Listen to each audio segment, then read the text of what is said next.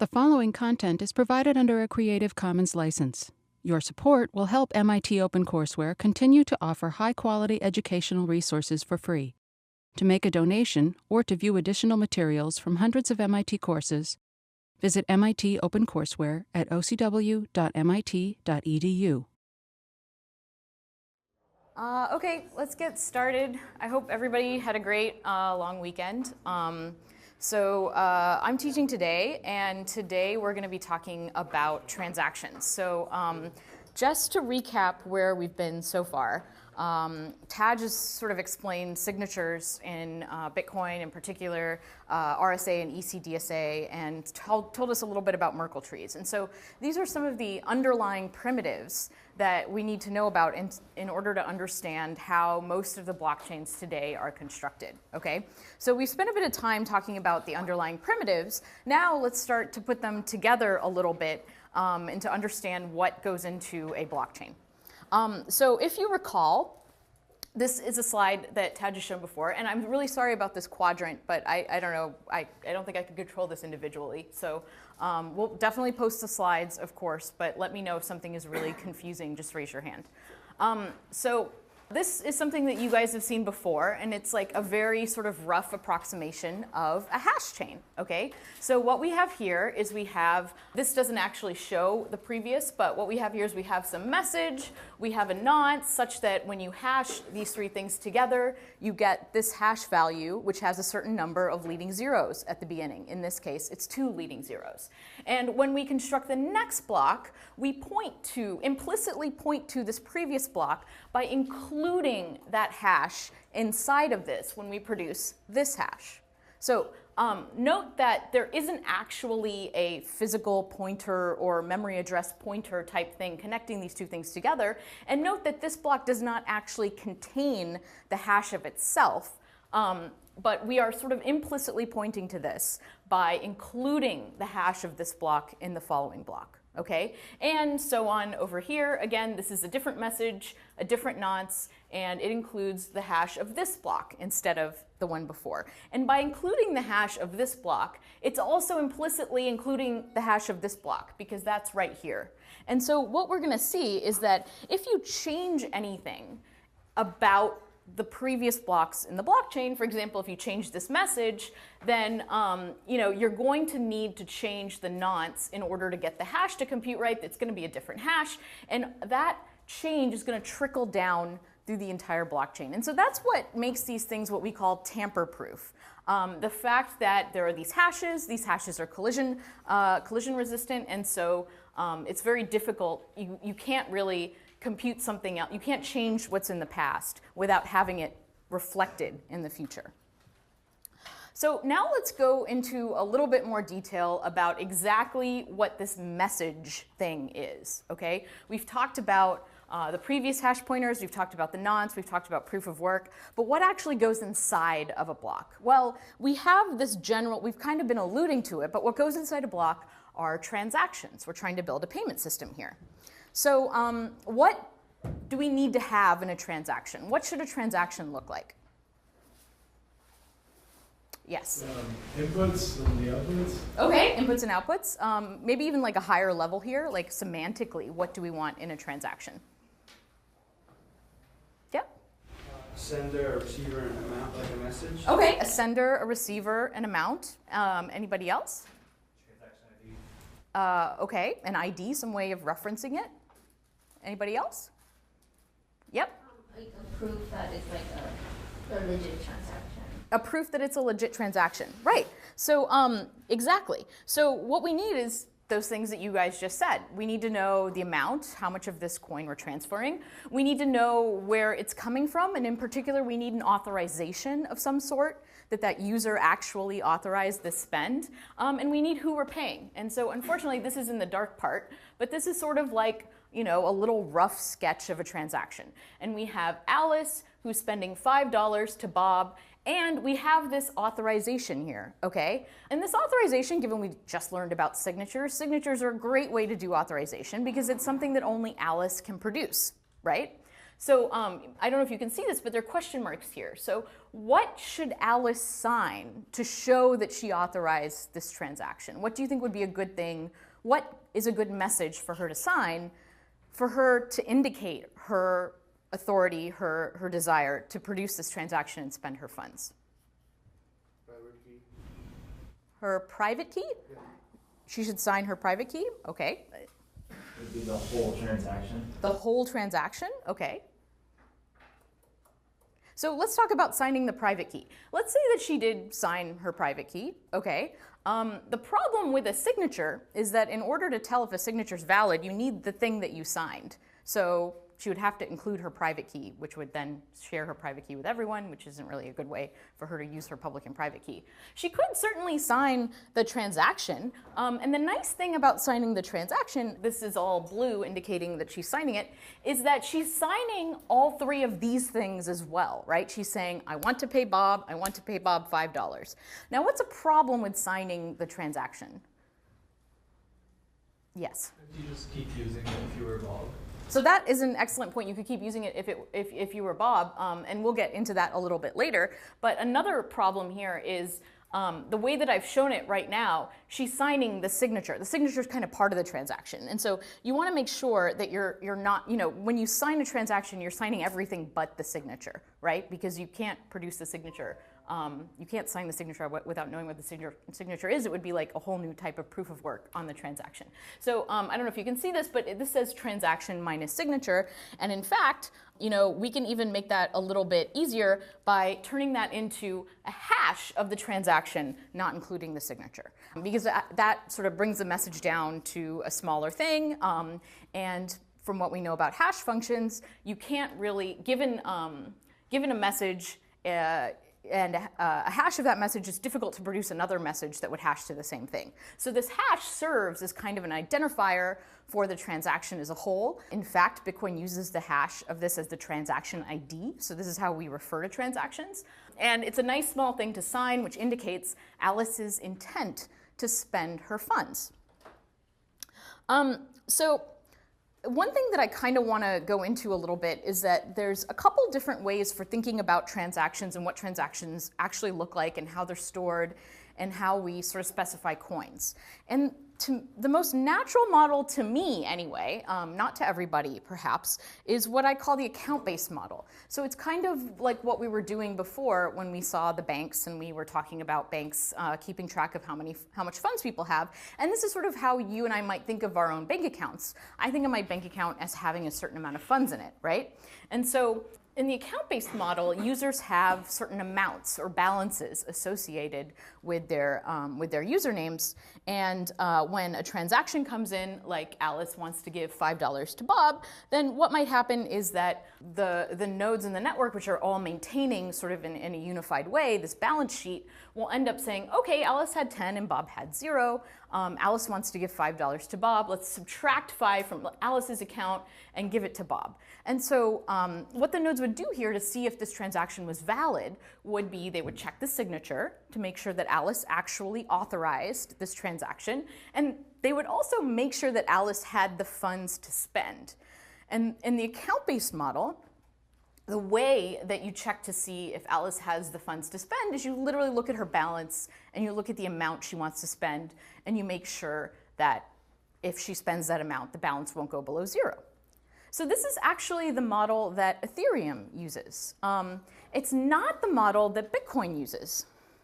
So just sort of to summarize, you store a list of accounts and balances. A transaction is valid if there's a balance in the account. And then when a transaction is processed, you debit the sender and credit the receiver. So very straightforward. Now, so like I said, this is the way that Ethereum works. And it's a little bit more natural, I think, to think about. But this is not the way Bitcoin works, actually. Bitcoin has a very different model of coins and of transactions.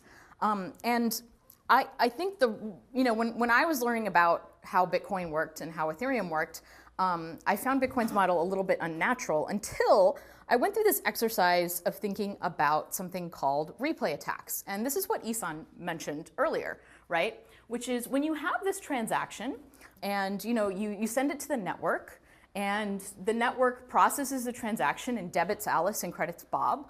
what is to prevent a malicious agent from noticing that transaction and rebroadcasting it again to the network? So basically repeatedly debiting Alice until she doesn't have any funds left. So can you guys think of a way to maybe get around this? What would you do? How would you prevent this replay attack? Yeah.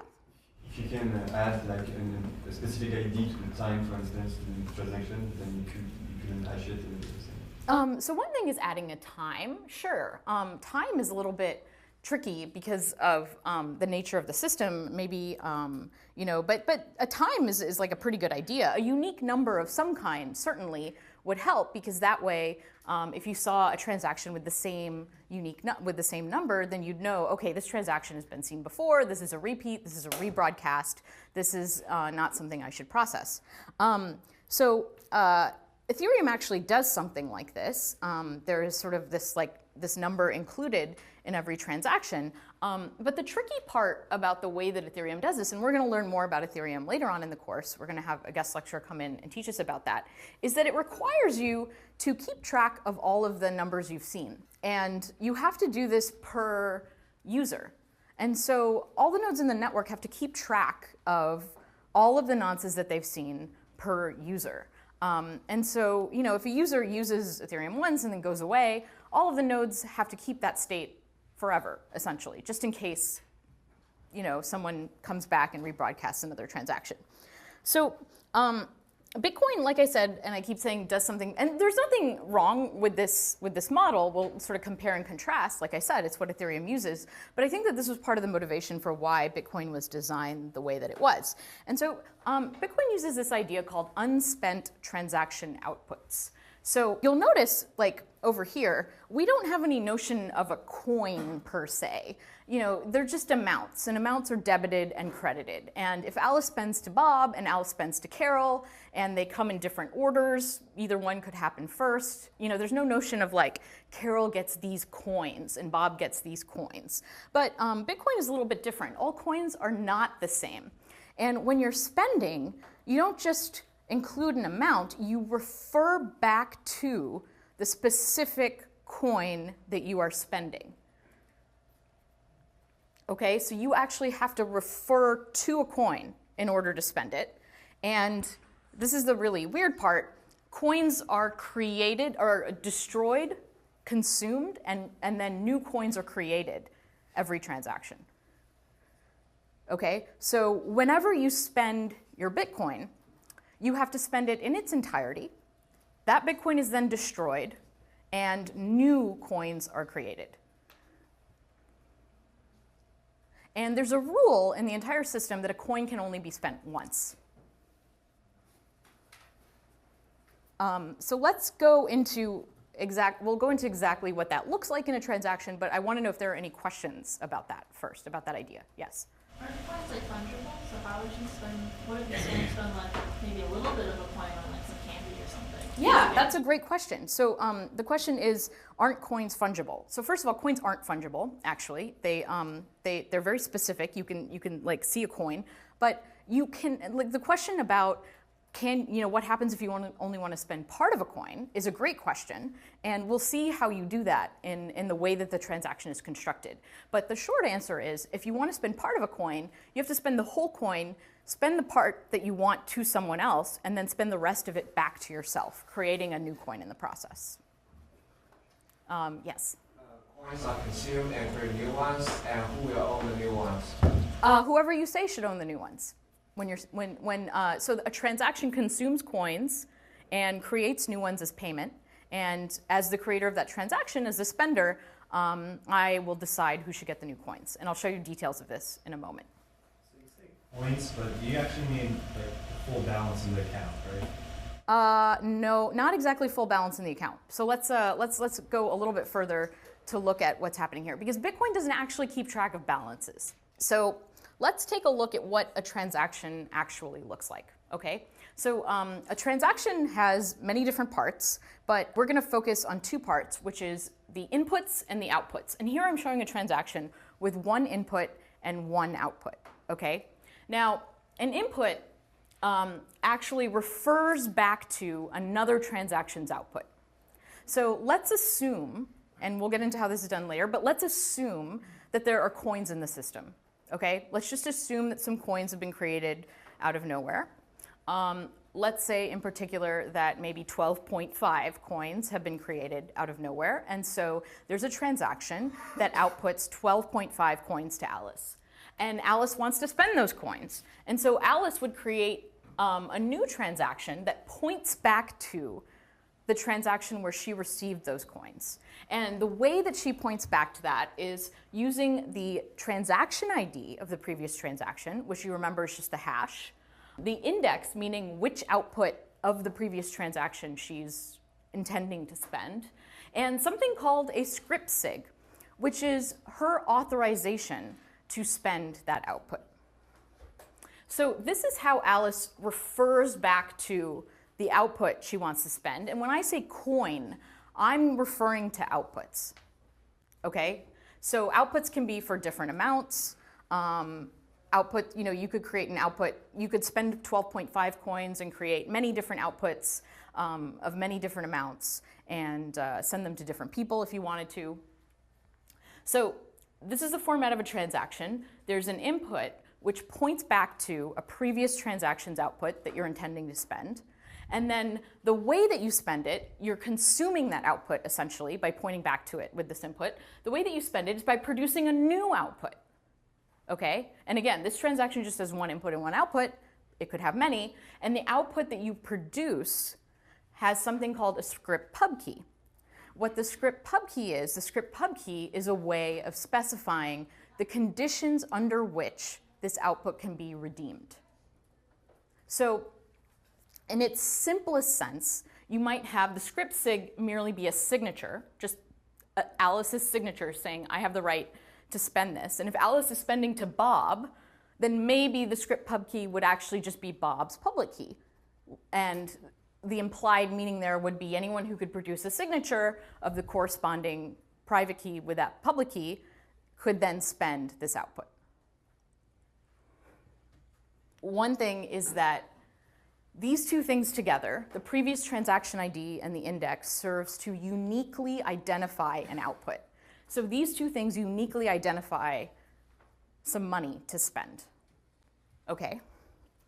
And the value that's specified in the output is actually specified in something called satoshis, and there are 10 to the 8th satoshis in 1 Bitcoin. So the value doesn't have any decimal places in it. It is always an integer. An output is what I'm referring to when I say the word coin. So, questions on this sort of general setup? Yes? Can you talk about index? Sure. Okay, the index is, again, remember how I said there could be multiple outputs? The index simply refers to which output in the previous transaction you're talking about. Was there a question back there? Yeah. Yeah, I'm a little bit confused about so you have one input that can generate several outputs? Yes. Can you provide an example? Sure, yes. We'll get to that in a moment, actually. But maybe I could just draw one on the board. So,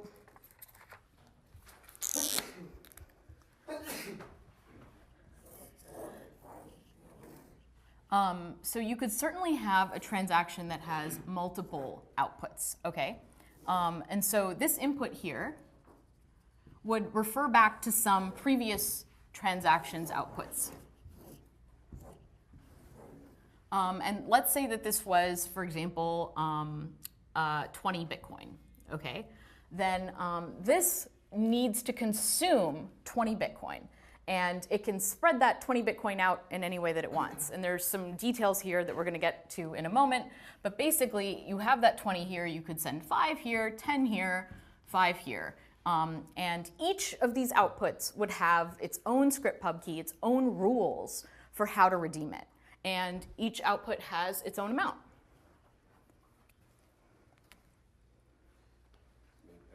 Yep. It's also possible with multiple inputs. Yes.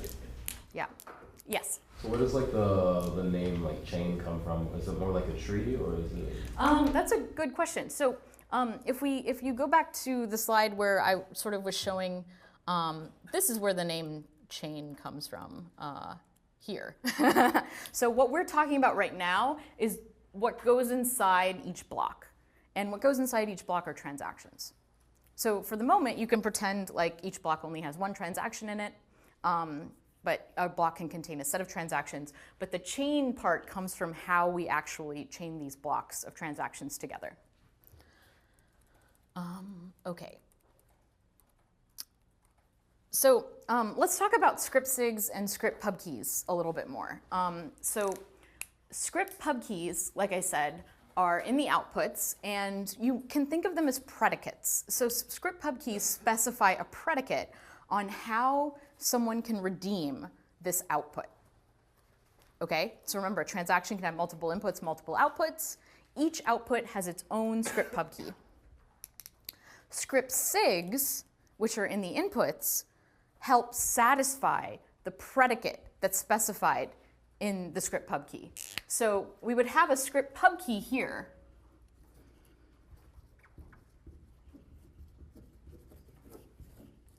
And we would have a script SIG here. And this script SIG, if this is a valid transaction, would explain how to satisfy the script pub key. So the script pub key would set up a predicate on the output. The most common predicate is produce a signature and a public key that satisfies this hash. And the script SIG would provide the information necessary to satisfy that predicate. So what does it mean to have money in this system? What does it mean to be able to spend money? What does it mean for Alice to be able to transfer money to Bob? It means Alice knows some information that allows her to produce a satisfying script SIG for some outputs out there. That's what having money means. It's not an account balance. So questions on that? Because it's a little non-intuitive. But the important thing to note here is the nodes in the Bitcoin network are not keeping track of how much money you have. It's your job to keep track of how much money you have, or a wallet's job, and we'll talk more about wallets later. And the way that you do that is by knowing how many outputs there are out there that you can actually redeem, that you have the knowledge to redeem. Like I said, a transaction can have multiple inputs and multiple outputs, and each input comes with its own script SIG, and each output comes with its own script pub key. So it's not that there's one script SIG and one script pub key for the entire transaction. A transaction can actually spend multiple different outputs and produce multiple different new outputs, and these outputs could have nothing to do with each other. Here, this input might point to a previous output that Alice knows how to spend, and this input might point to a previous output that Carol knows how to spend. And you can actually combine both of those into the same transaction, assuming you can produce a transaction with the right script SIGs. Now, Alice and Carol might have to talk to each other in order to produce this transaction, because it's going to need both signatures, but they could do it. What prevents people from sort of shuffling around and changing the outputs and inputs? Great question. So, what prevents people from shuffling around the inputs and the outputs? Well, part of it is because this is serialized into a transaction, and that transaction is hashed, and then these signatures are on that transaction hash. Remember, we saw that from a few slides before. So if you were to flip around the order, or if you were to try to change any bits in here and change the pub key, you would end up changing the hash of the transaction, and this signature would no longer be valid. And something also that's important to note, only valid transactions get accepted to the blockchain. So all of the nodes are checking to make sure that these script pub keys and these script SIGs work out, and I'll show you the rules that they're checking in just a moment. And so if anything doesn't match, if this signature is not a valid script SIG for whatever output it's pointing to, this is an invalid transaction. No one will accept it. In fact, most nodes won't even pass it around, and it will not get into the blockchain. Or if it does get into the blockchain, all of the nodes who are following the rules of the network will ignore it. Because if a transaction is invalid, it means the entire block is invalid, and it means any chain building off that block is also invalid. So nodes that are following the rules of the network, which are these should be valid, will not listen to that and will completely ignore that entire chain.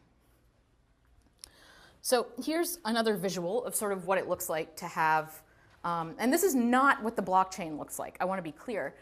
The blockchain is just a set of blocks pointing to previous blocks. What we have here is more sort of like the logical representation of what a transaction looks like. So you have a transaction right here, and you have two inputs in this transaction, and the first one is pointing to the second output of this previous transaction that happened over here.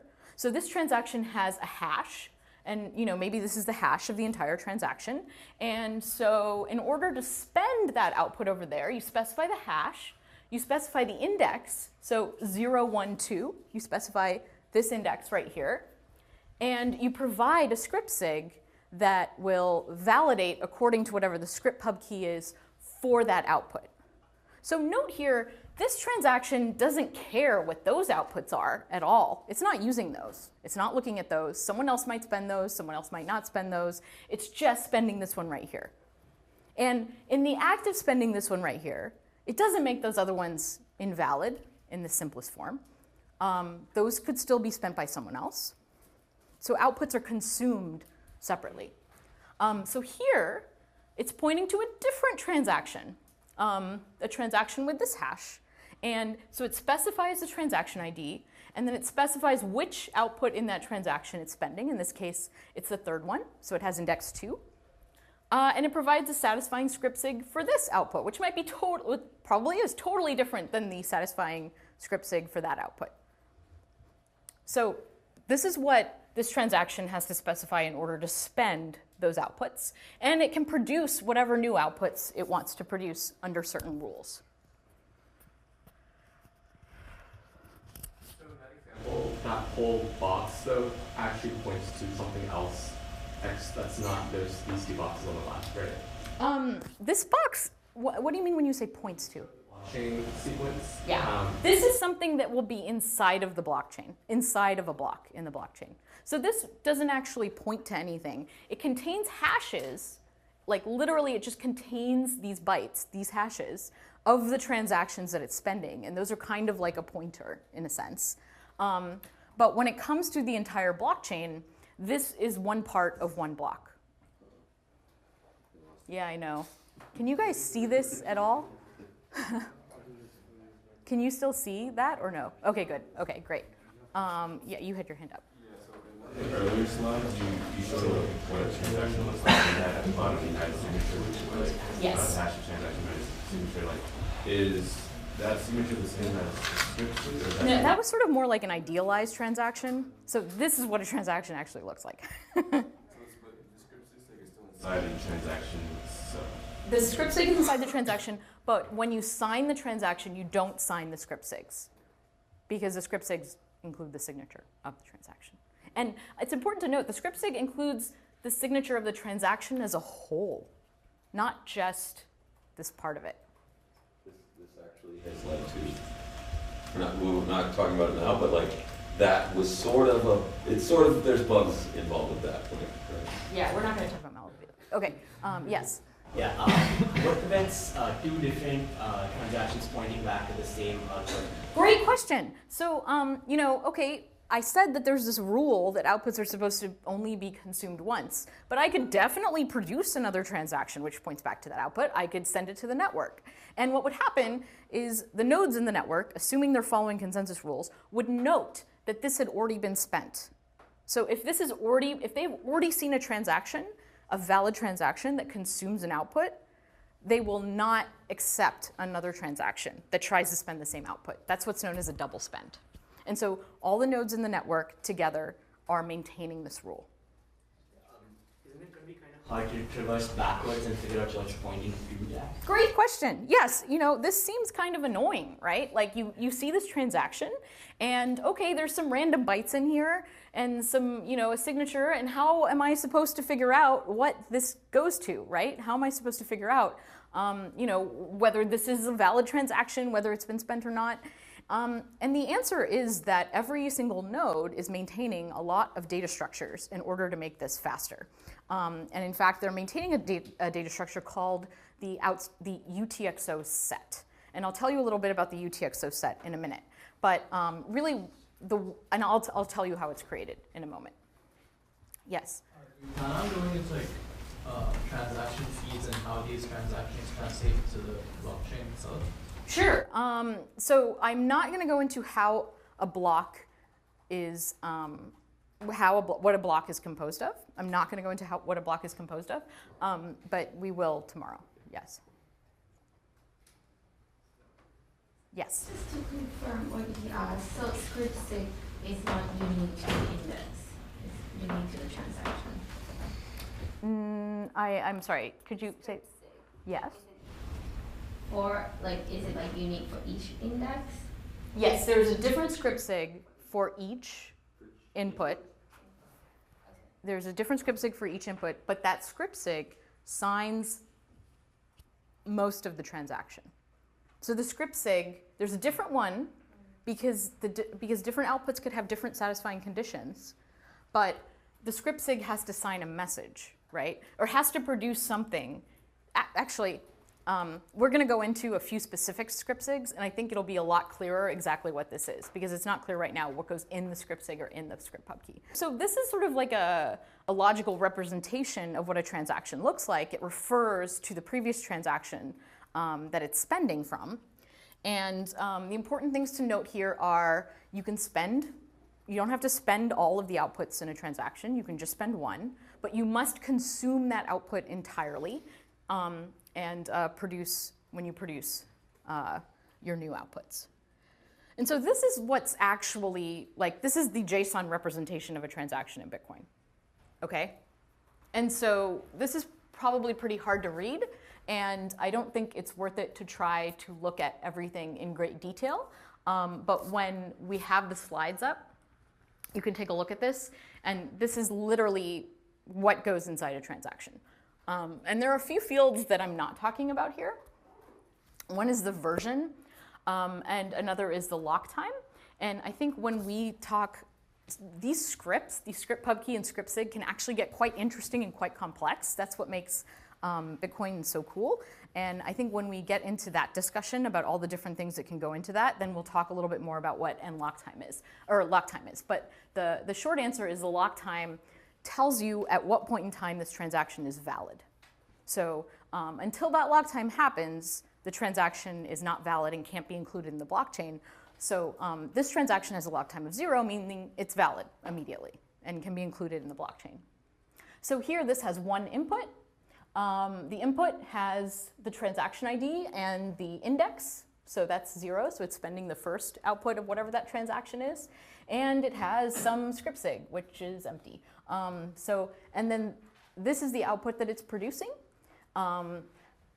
It's spending 49.99 Bitcoins from that previous output, and it's spending it to a new output, and these are the rules for redeeming this new output. Let's talk about consensus rules. So I keep using the word valid, right? This transaction's valid, this transaction's invalid. And so there are these implicit rules to Bitcoin which are defined by the software, which state what makes a valid transaction or a valid block. For transactions specifically, the sum of the inputs has to be less than or equal to the sum of the outputs. So you can't create money out of nowhere. You have to actually, you can't spend more than you're putting into a transaction. And why less than or equal to? Fees, exactly. So the difference in the outputs and the inputs is implicit, and it's a fee that essentially just goes to the miner, the person who produces the block. There is one exception to this rule. It's a transaction called the Coinbase transaction, no relation to the company. It's not named after the company. I think the company is named after it. But it's the first transaction in a block, and it's the transaction that gives out the block reward. So the first transaction in a block is special. It doesn't have any inputs, or it does have inputs, but they're meaningless. And it produces the block reward. So right now the block reward is 12.5 Bitcoins. So every time a block is produced, every time someone solves that proof of work puzzle and produces a block, they include a transaction at the very beginning that usually gives themselves 12.5 Bitcoin plus whatever fees are implicit in all of the as the sum of all of the transactions in the block. So this invariant must be maintained, except for the Coinbase transaction, of which there's one in every block. And then this invariant must also be maintained, which, oh yes, sorry. Who determines the fees? The people creating the transaction determine the fees. So when I create a transaction, I'm specifying which outputs I'm spending and putting them in my inputs, and I'm producing the outputs. So I could, I just have to maintain that invariant, right? So let's say that I'm spending an input worth 5 Bitcoin. I could produce an output worth 5 Bitcoin, meaning that the fee is 0. It's very unlikely that my transaction would get accepted into the blockchain with a fee of 0. It's possible, sure, but if I'm not mining myself, why would a miner take my transaction when they could take a transaction that has a higher fee associated with it? And the fee is implicit. It's the difference between the sum of the inputs and the sum of the outputs. So higher the fees is more likely that you will be processed. Yes. Yes. Any other questions at this point? The fee is taken out of the inputs or out of the outputs? The fee is, okay. The fee is implicit. So in the inputs, you're consuming. So let's use this example right here. Okay. So here we're consuming this output, which has 20 Bitcoin in it, right? So implicitly, this thing has 20 Bitcoin to spend. All right. Now before I had it set up as 5, 10, 5, right? And so 20 needs to be greater than or equal to 5 plus 10 plus 5, and it is, great. 20 is greater than or equal to 20. What I could do is I could change this number to a 4.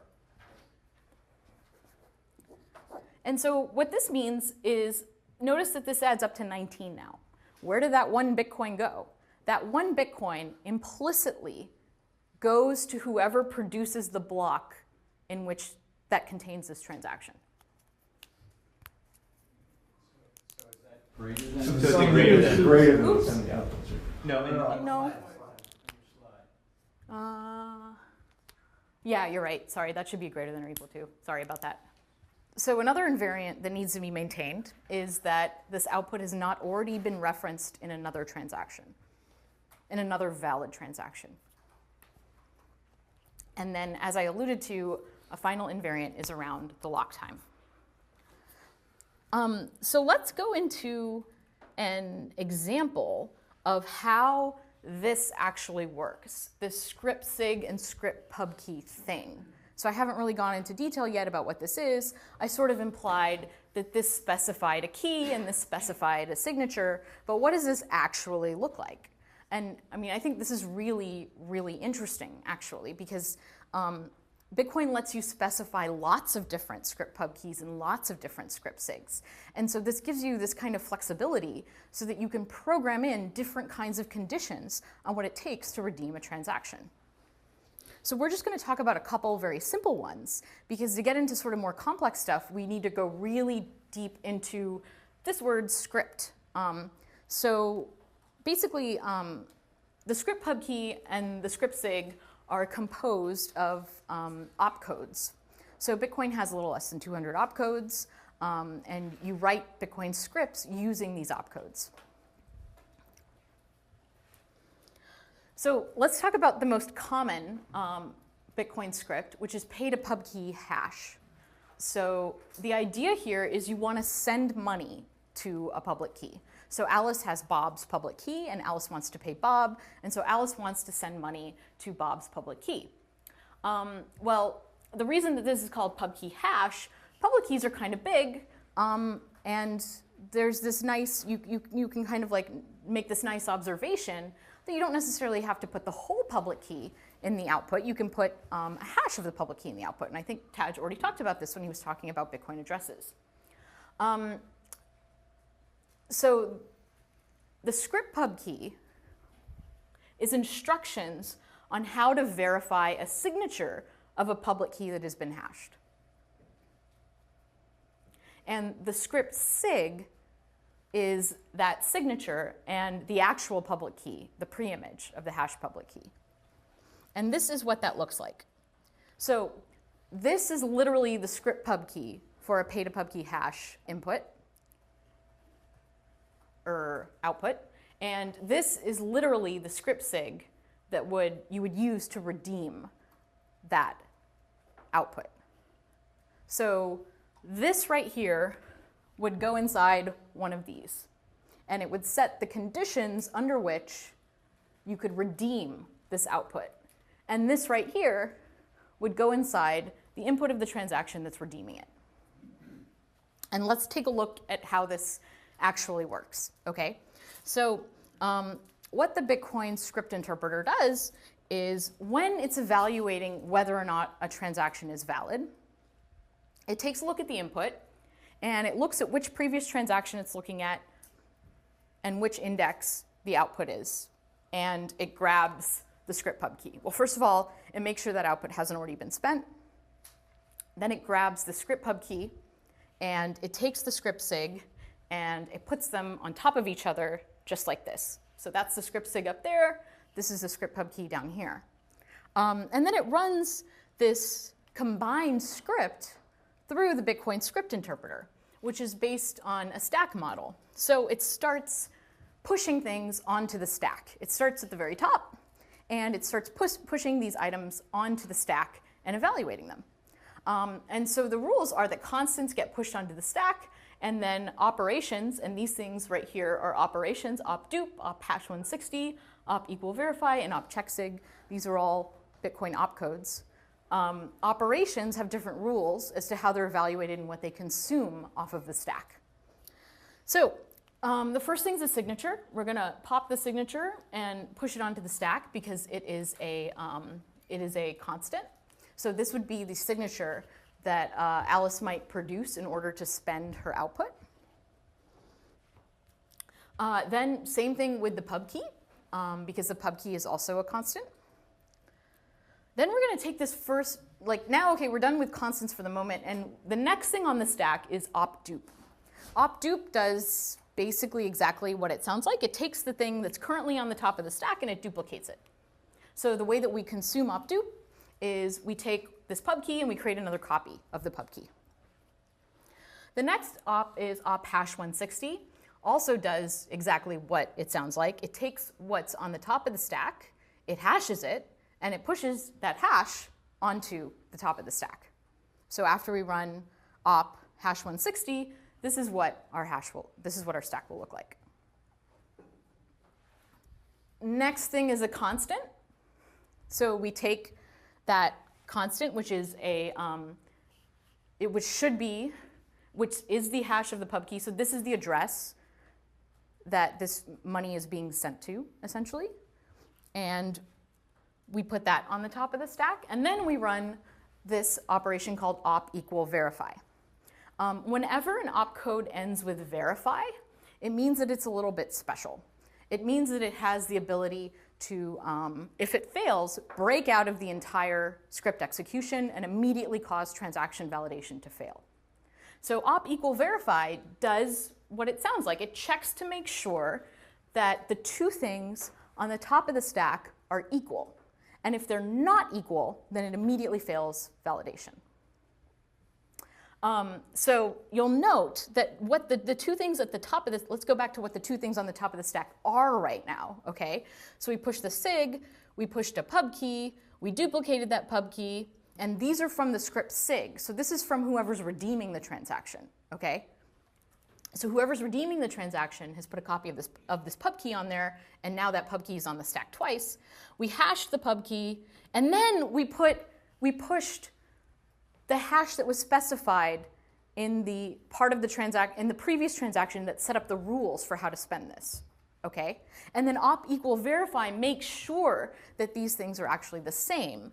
And if they're not the same, then it'll fail that verify check and the entire transaction validation will abort and it's an invalid transaction. So let's assume that they're the same. Okay, great. Then op equal verify, then we continue transaction validation.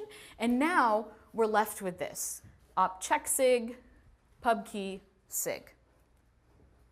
And this does exactly what you think it might do. It pops two things off the stack, checks to make sure that this signature is a valid signature for this pub key, and if it is, it pushes true onto the stack. And if there is a true on top of the stack, in fact, I think it's if there's any constant on top of the stack when we've consumed all of the parts of our script sig and script pub key, then this transaction, this returns true and the transaction is considered valid. So let's, this is a lot, and I know this is kind of complicated. So let's sort of step through this one more time, and there's just a couple things that I want to make clear. This part right here is set up in the output of whatever transaction we're spending. So if Alice creates this transaction and she's spending to Bob, then Alice would put whose pub key here? Or hash of a pub key, actually. Right. So Alice would put the hash of Bob's pub key here. And when Bob's redeeming, what would go in the input that needs to redeem that output? Sorry, I can't hear. Bob's signature and the pub key that corresponds to that signature, because all we have is the hash. So those are the things that would get put on top of the stack. So up there we have Bob's signature and we have Bob's pub key. Again, those get pushed onto the stack because they're constants, duplicated, hash the top, copy over the hash, make sure that they're equal, and then check the signature. And this is a pay-to-pubkey hash script. It is the most common script in Bitcoin. And this is basically the standard way of spending money. Are there questions about this? Yes? Is there a significance in having the equal verify before the check sig? Because it seems like they're both verifying things, and I'm wondering. Yeah, that's a great question. So let's say that we didn't have this equal verify here. Then what could a malicious spender possibly do? Well, I just meant like flipping the order. Like, we're still verifying both, but if you did the check sig first versus the equal verify first, does that matter? Oh, that's a good question. I don't think that would matter. I'm not sure. Would it matter? You could. It's faster to verify that two hashes are equal. The check sig operation takes a lot more CPU time. So I guess the idea is if you're going to fail, fail to not go the easy part. Yeah. Yes? So are all nodes on the network running this? Yes. Every single node on the network is running the Bitcoin script interpreter inside of it. And the Bitcoin script interpreter is known as is what's called consensus critical. So if two nodes have slightly different script interpreters that would interpret this in different ways, the network would have a consensus failure. Yes? Why not just pay to pubkey? Pay to pubkey is a thing, actually. And pay to pubkey hash is considered better. And the reason for that is kind of subtle, actually. It's because, so the hash of the pub key is smaller than the pub key, right? And this is definitely going on the blockchain. We don't know if this is going to go on the blockchain or not. Not all outputs are consumed. So let's put the small stuff here and the big stuff over here. It's about saving space. Also, the set of unspent transaction outputs is something that every node has to maintain. It's very important. You are referring to it quite a bit. This is not something that every node has to maintain, and so you want to make this smaller, even at the expense of making this bigger. Yes? So then you could accidentally sign a transaction that has a public key but a script that doesn't actually verify it? Could you accidentally sign a transaction that has a public key but a script that doesn't verify? Let me see if this answers your question. So here is an example of an unspendable output, okay? The unspendable output has an op return as the first instruction of its script pub key. Op return does what you might think it does, which means when you evaluate it, it returns immediately and says invalid. And so if you have one of these in your transaction, in your script pub key, there's no script sig that could possibly redeem the script pub key. You could create anything you wanted, and no matter what you put on there, it would never evaluate to true. There's no way to actually redeem the script pub key in this output. Does that answer your question? I think it's the opposite. I was asking if you could accidentally get something that would always evaluate to true. Ah, okay, well, that's the next slide. So yes, this is what's called an anyone can spend output, okay? The simplest anyone can spend output is just an empty script pub key, because a script sig that has op true in it would evaluate to true. Notice here there's no public keys, there's no signatures, there's no hashes of public keys. The script pub key doesn't actually specify any public keys.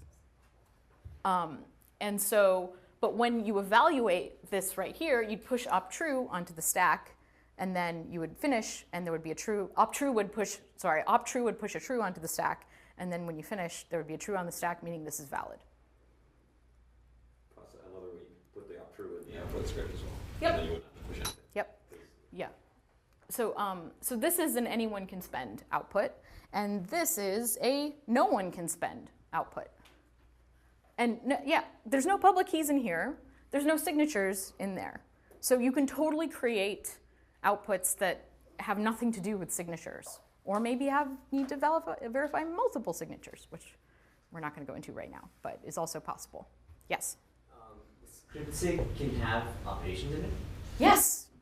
Yes. Yes, it can. But the list of operations are limited. There are fewer than 200 opcodes. The number of standard opcodes is even smaller, meaning that there's a very small number that you can use in your script sigs and script pub keys. And it's definitely possible if you write some weird script pub key or some weird script sig to accidentally create outputs that are never spendable, or to accidentally create outputs that could be spent by someone else. So there's a standard set of script pub keys to use, and I would not recommend going outside that set, except for in the lab that you're going to do, because we have some more fun ones in there. Yes? Could you explain a little bit more on the pay-to-script hash? And like what scenarios it's used? Sure. Pay-to-script hash, I don't actually have slides on pay-to-script hash, so I'm not sure that we can do a good job of explaining it right now. But the idea behind pay-to-script hash is that, yeah, I don't have the slides for it, but the idea is that you're going to put, instead of this particular script pub key here, you're going to have a script pub key that includes a hash of a script, and then the script sig has to produce that script, and it has to match that hash, and the whole thing has to verify, is the rough idea behind pay-to-script hash. And we can produce an example of that for you tomorrow. But the cool thing about that is you don't even know what you have to do to redeem this output, right? So someone has to produce a script that, when combined, that has the same hash, and when combined with the script pub key, will evaluate to true. And that script would be pushed on the stack. Yeah. So the script sig and the script pub key literally just get concatenated together and then evaluated as one thing. So yeah, it would just go through the same thing. Any more questions?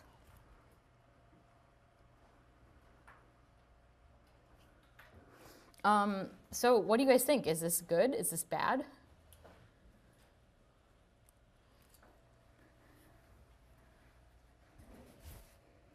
Could you try to do like a GPU-less attack on the network if the transactions are understandable but really easily created? Yeah, that's a great question. So the question is, could you DOS a network by creating transactions that are not spendable? You can't really DOS the network per se. So, so this is an example of a transaction that's not spendable. And see how it has this op return and it says whatever. There is this pattern of people who like to store things in the Bitcoin blockchain because it's there and it's very highly replicated. And so one type of transaction that a lot of people make is an op return with a hash of some data in it or some data in it. These are unspendable outputs that will live on the Bitcoin blockchain forever and will be part of the UTXO set possibly forever. Generally, Bitcoin developers discourage using Bitcoin in this way because it does bloat the UTXO set. That said, there's nothing to prevent you from doing it if you want to pay the fees. What? It's actually not UTXO set because it has the opportunity. Oh, really? I didn't know that. Okay, I didn't know that they weren't kept in the UTXO set.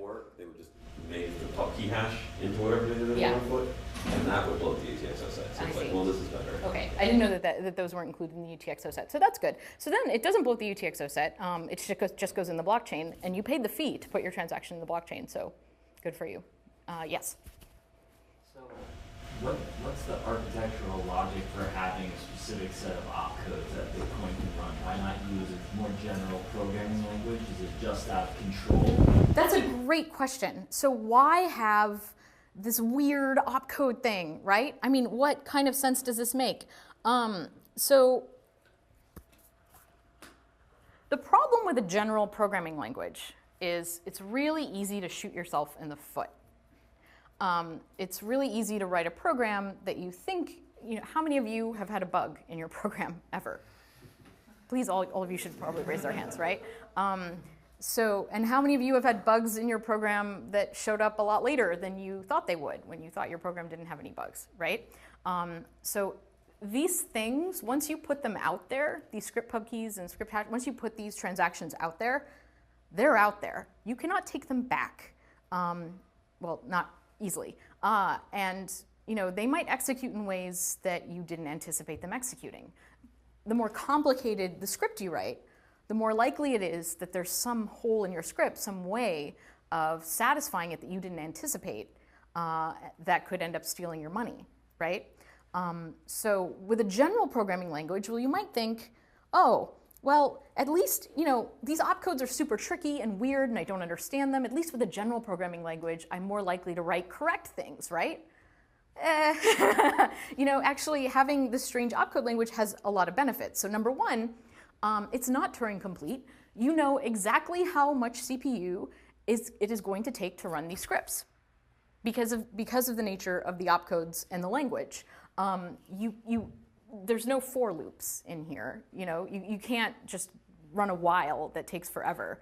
This is a stack-based language, and so it's very easy to tell how long a transaction is actually going to take to execute. And this is really important because every node in the network has to execute these things. So you don't want a script sneaking in there that's going to take hours to execute. It's also you can look at the number of opcodes in the script and, like I said, get a rough sense of how expensive it's going to be, and that's why there are limits on the number of opcodes you can have in a script. It's very difficult to do that if you have a more general programming language. So those are a couple of reasons, and I think it's important to point out that Ethereum, which does have a more general programming language, there are constantly problems popping up where people are taking advantage of contracts, even fairly well understood ones, or so-called, we thought they were well understood, and figuring out how to freeze people's funds or steal people's funds.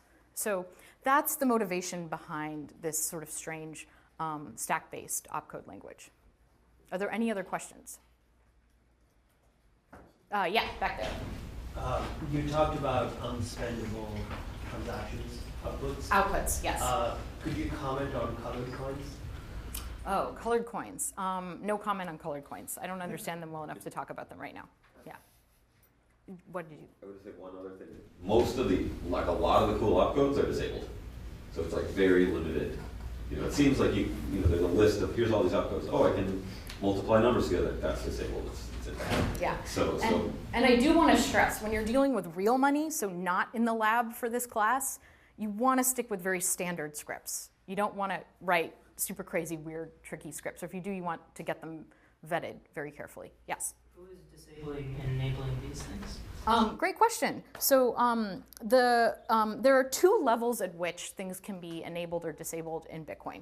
So first, there's the validation rules. So what makes a transaction valid or not valid, right? And that meaning that if a transaction is invalid and it's in a block, that whole block is invalid. If a transaction is invalid and in a block and that block is in a blockchain, that entire blockchain is invalid. So there's that level, and we're going to talk about sort of how those rules change and who sets those rules, but you can consider them sort of for now being set by the code, the Bitcoin core or the Bitcoin software, which specifies what is valid and what is invalid.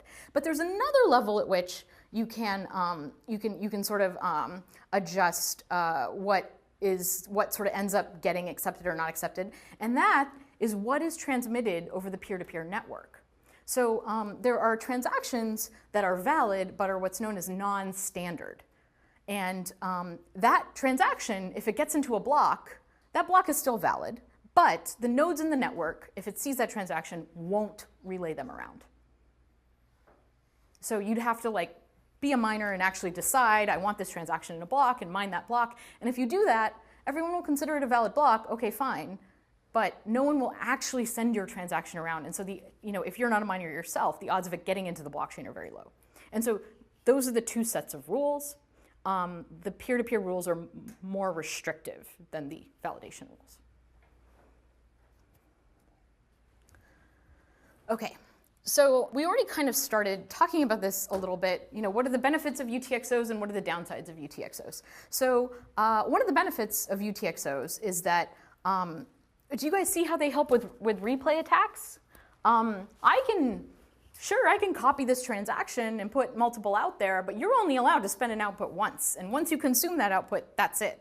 So you can't really do replay attacks in this model. So it's a very sort of elegant way of getting rid of the replay attack problem without having to store a nonce per account in your system. Another benefit is that you can actually get a little bit better privacy with this UTXO system because you don't have to use the same public key for all of your transactions. You can generate new ones every single time and then combine UTXOs from different things into, you're going to have to combine them anyway, even if they did spend the same public key. So why not generate fresh ones all the time? And it becomes a little bit harder to track who you're spending and who you're paying to. In the account-based model, you need to have, it's more likely that all of your funds are going to be in one account in order to make a spend. Now, a downside of UTXOs is that they're complicated.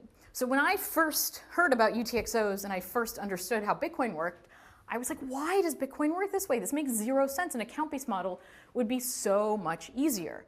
And I think for wallet providers and for people who are writing user software, it is easier to deal with an account-based model than a UTXO model. Because people who are writing Bitcoin wallet software have to keep track of all of your UTXOs and then figure out how to combine them to get the amount that you want to spend and make sure that they produce what are called change outputs the right way. So you don't accidentally lose some of your money because you're spending an output that has 100 Bitcoin, but you're only paying someone 1 Bitcoin.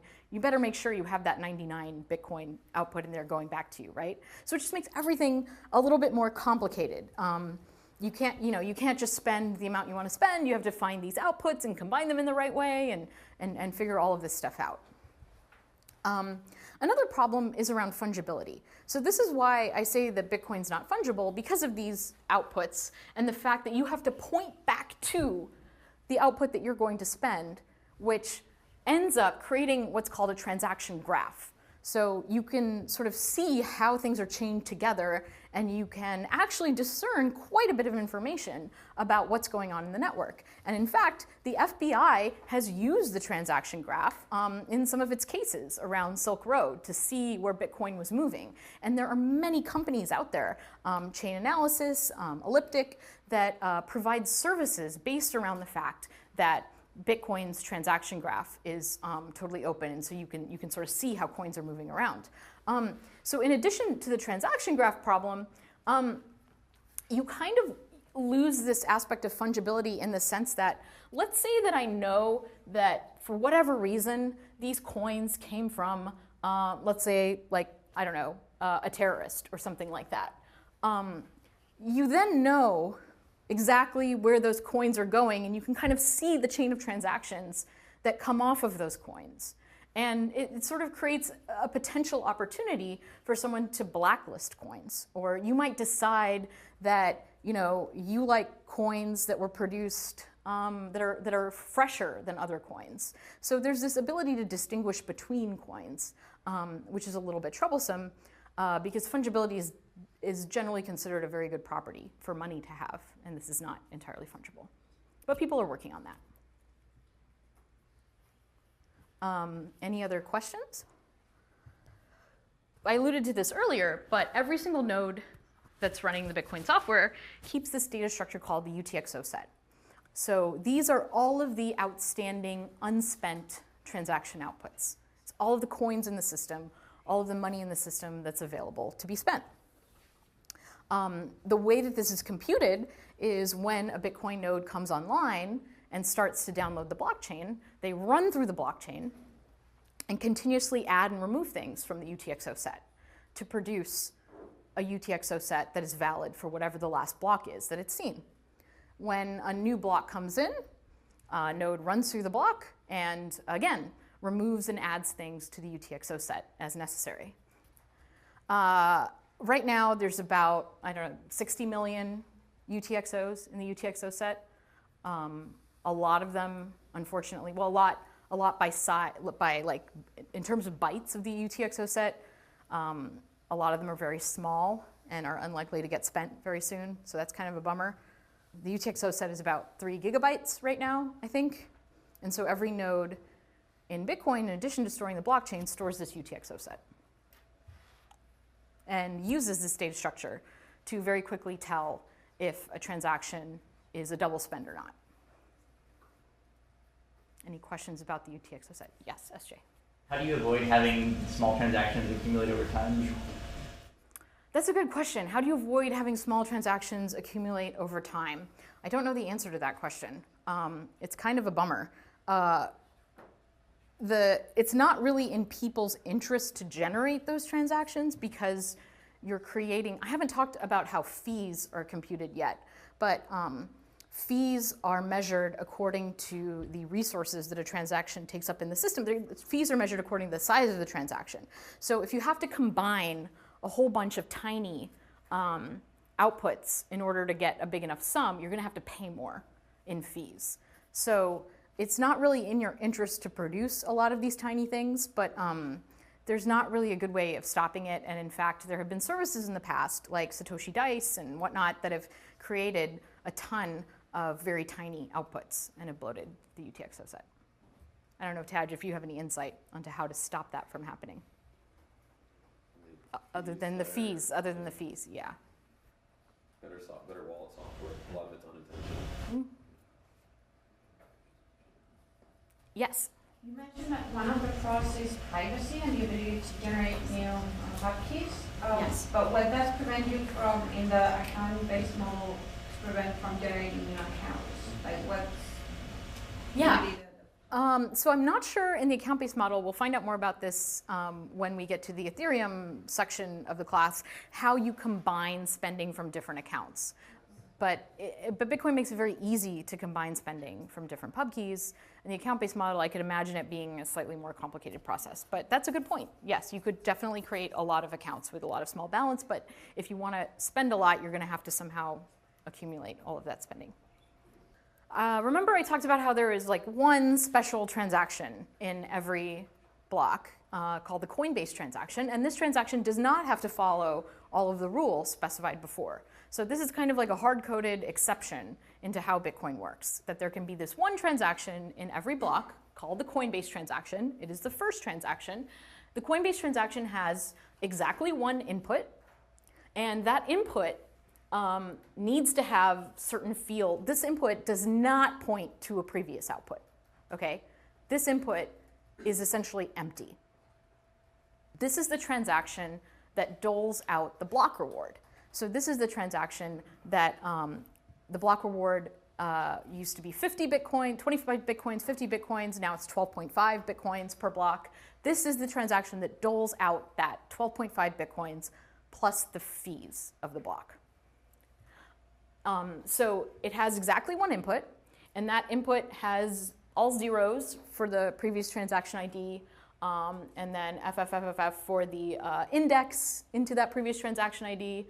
I think the script sig can basically be whatever you want. It's not evaluated. It might have to be valid, I'm not sure. And then its output is in Satoshis. So this is 12.5 Bitcoin, because remember, a Bitcoin is 10 to the 8th Satoshis. So this is 12.5 Bitcoin plus here are the fees from that block, and you probably, if you're the one, so the miner is the one who creates this transaction. And the miner who creates this transaction probably wants to give themselves the Bitcoin and the block reward, and so would specify in here a script pub key that they could redeem.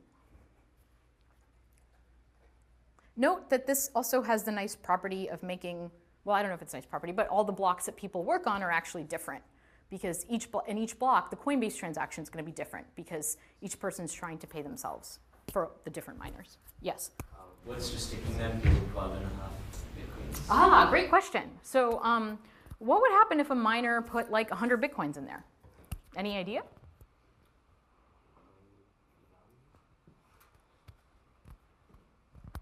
So what's keeping that at 12.5 Bitcoins is the same thing that's keeping invalid transactions out of the blockchain, which is the consensus rules of Bitcoin.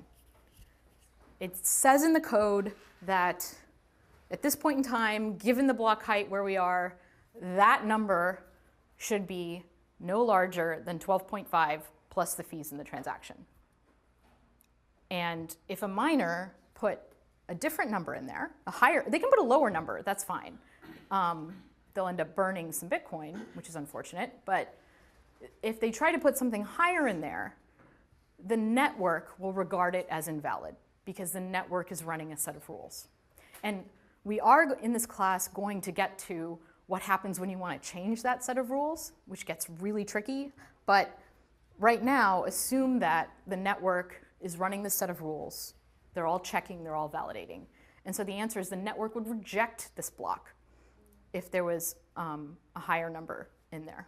So this is kind of fun because you can sort of put whatever you want in here. And so miners like to put advertisements in there. And there actually was a time, I don't know if you can still do this, where you could literally buy this space from miners and put whatever you wanted in there. So you could put your name or, like ask someone to marry you or whatever, you might want to do to put in the Bitcoin blockchain for all eternity. But yeah, so miners like to put fun things in the script sig, and maybe we could show them some of those things later. Or you could go look yourself.